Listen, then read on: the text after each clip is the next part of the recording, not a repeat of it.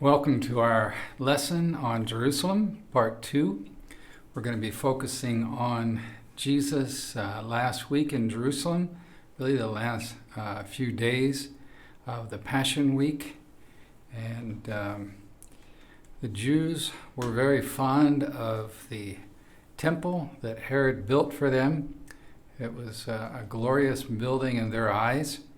And Jesus predicted that there would not be one stone left upon another from the temple area. And this was in Matthew 24:2. Do you see all these things, he asked? I tell you the truth. Not one stone here will be left on another. Every one will be thrown down. And that's exactly what the archaeologists found when they dug up the area around the Temple Mount. Huge stones that obviously have been tossed over from up above from the temple area, landing on the street below. Well, Jesus was preparing for the Passover, the Last Supper. He instructed a couple of his disciples to go and prepare that room.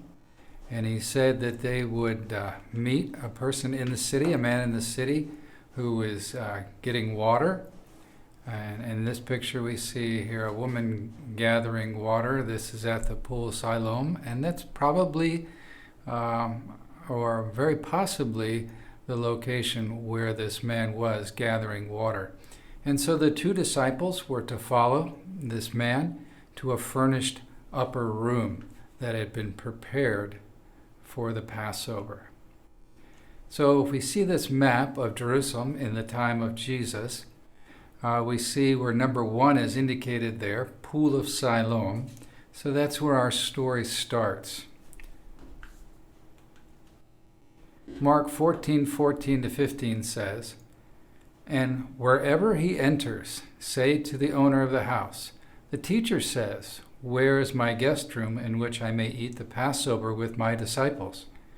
And he himself will show you a large upper room, furnished and ready, prepared for us there. So, the disciples went from the Pool of Siloam over to the upper room.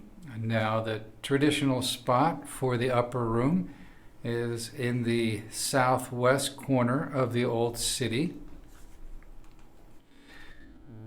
This is looking at the outside of that structure. We'll go inside. And probably one of the first things you'll notice are the vaulted ceilings. And this is typical of Crusader architecture, 10th to the 13th centuries. And so the tradition of the upper room doesn't go all the way back to the time of Jesus. But that particular structure was built on one of the oldest and largest churches in Jerusalem, the Mother of Zion Church. So there is a good tradition for that spot.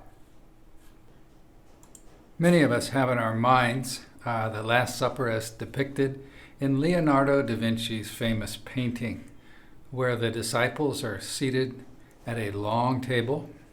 They happen to all be on one side, which would be kind of strange, but that works because for the painting we can see all the disciples, not the backs of their heads. They're seated at a high table and seated on chairs.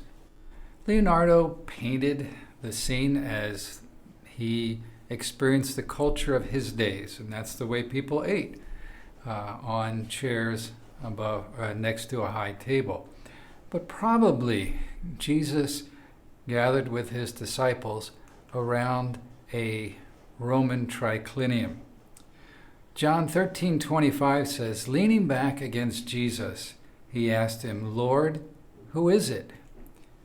And so if we kind of picture John leaning back over on Jesus, how is that possible? That would be very obstructive to Jesus to have John kind of leaning on him like that. But if they're in a semi-reclining position, which is what they would be if they were gathered around a triclinium, three-clinium reclining, a low table in a semi-reclining position, leaning on their left elbow, eating with their right hand, we see that John could easily have leaned over on Jesus' breast to ask him this question.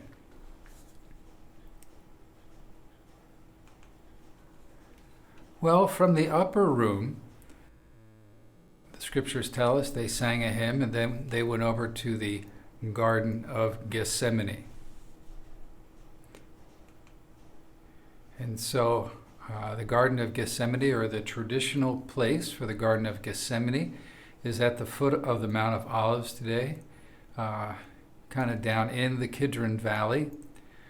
Gethsemane means oil press. So Mount of Olives, having olive trees, very likely that there would have been an olive press there. That press would have been at the foot of the mountain. And that's exactly where we find the Garden of Gethsemane today, at the foot of the Mount of Olives. So even if it isn't the exact spot, it's very likely that the Garden of Gethsemane would have been in that area. So we see from this aerial photograph, on the left would have been the traditional site of the Last Supper, on the left-hand side of our picture. And then the disciples and Jesus would have traveled eastward, crossing the Kidron Valley, then ending up at the Garden of Gethsemane on the extreme right of our picture. Mark 14:26 tells us when they had sung a hymn, they went out to the Mount of Olives. So they left the upper room and went to the Mount of Olives. Mark 14:32 says, they went to a place called Gethsemane, and Jesus said to his disciples, sit here while I pray. When he had finished praying, Jesus left with his disciples and crossed the Kidron Valley. On the other side, there was an olive grove, and he and his disciples went into it. This is John's account, so it gives us a little bit more information. So we see that they crossed over the Kidron Valley to get to this olive grove. And so they would have passed by the Kidron Valley. And that's a rather steep valley that separates the Temple Mount area to the west from the Mount of Olives to the east. And so the traditional site of the Garden of Gethsemane is right there at the foot of the Mount of Olives. And up at the temple, the priests would have already been preparing the lambs for the Passover sacrifice. Just the sheer number of participants meant that they had to start sacrificing well in advance of the actual day. So that the blood from those lambs would have been draining out from the temple. The lowest spot around is the Kidron Valley, so the blood would have drained down towards the Kidron Valley. So as Jesus and his disciples crossed the Kidron Valley over to the Garden of Gethsemane, as the scriptures indicate, it is very likely that that Kidron Valley was flowing with blood, almost like a river of blood that they had to cross over to get to the Garden of Gethsemane. So what a vivid picture. The disciples probably didn't quite get it at the time, but it foreshadowed Christ's shed blood that was coming up when he would shed his blood on the cross for us. So they arrived at the Garden of Gethsemane, and in the traditional site, there are many old, very old olive trees there. And olive trees can last more than 1,000 years. Some would say these olive trees go all the way back to the time of Christ.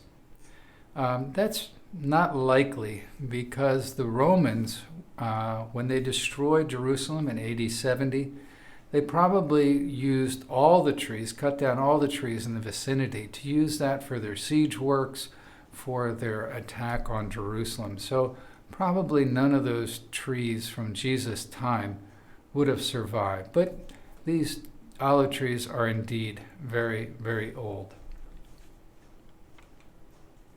We can see here where the Garden of Gethsemane is located.